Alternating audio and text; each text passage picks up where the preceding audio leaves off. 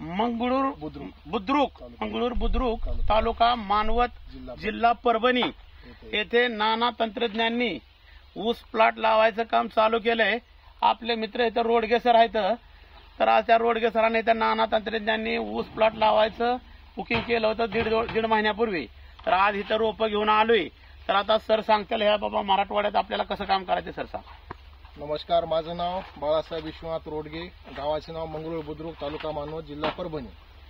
मी आपल्या मराठवाड्यातले शेतकरी आहे। मला एक सांगावं असं वाटतं की आपल्या मराठवाड्यामध्ये आतापर्यंत 40, 45, 50च्या वर एकरी ॲव्हरेज निघालं नाही।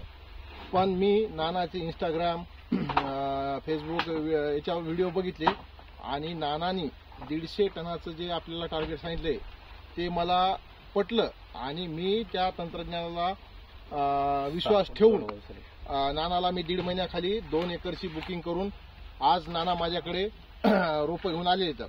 तर सांगायचं वैशिष्ट्य असं की आपल्याकडे मराठवाड्यामध्ये 4 ते 4.5 फुटावर सरी काढतात। याच्यामध्ये काय होतंय, आपले फुटवे अतिरिक्त खूप निघतात, 1 लाखापर्यंत फुटवे दिसतात। आपली छाती भरून येते की बाबा मला इतके फुटवे निघाले। पण ज्यावेळेस आपला ऊस तुटून जाते त्यावेळेस आपले फक्त एका ठिकाणी 2 ते 3 ऊस जगतात आणि 25 ते 30 हजार ऊस तयार होतात।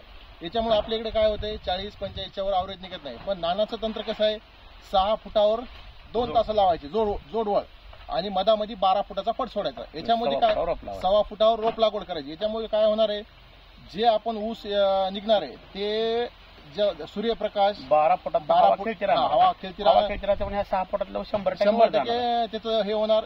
कमीत कमी 4-5 महिन्यांनी आपण ती ऊस रेलणार, म्हणजे एका साईडला दाबायचा, तिकडचा ऊस तिकडे दाबायचा आणि इकडचा 12 फुटात निघणारे वॉटर। लहानपणी आपण कसं वॉटर शॉट मोठं कोंबर काढायचं ऊस रेलल्या त्याच्या पद्धतीने त्याला कोंबर काढायचं आणि ह्याला जर 2 दिवसाला 1 दिवसाला 10 मिनिटं 15 मिनिटं पाणी द्यायचं आणि जर 10 दिवसाला त्याला खत सोडायचं। जी शेतकरी चूक करतोय, वर्षात एकदा नाही तर 2दाच खत देतोय आणि पुन्हा तिकडे बघायला जात नाही, असं नाही चालत। म्हणून ह्याला जर 10 दिवसाला थोडं खत सोडत राहायचं। तर असं तंत्रज्ञान नानाचं आहे, मला आवडलं ते आणि 100% नानाला सांगतो की मराठवाड्यामध्ये एक ऊसाची क्रांती आम्ही 150 टनाच्या माध्यमातून घडू आणि 100% तुम्हाला सांगतो 150चं ॲव्हरेज काढण्यासाठी आम्ही कटिबद्ध आहेत। आणि ऊस हे कसे नगदी पीक आहे। आज विचार करा, एवढा दुष्काळ झालेला आहे, सोयाबीन गेले शेतकऱ्याचे, ऊस कापूस गेलाय। ऊसाकडे पाहण्याचा दृष्टिकोन कसा आहे की बाबा आपल्याकडे नगदी पीक म्हणून आपण ऊसाकडे पाहतो। त्याच्यामुळं जेवढं आपल्याला ॲव्हरेज जास्त निघेल तेवढे आपल्याला ऊस हा आपल्याला 100% पीक देणारं पीक आहे।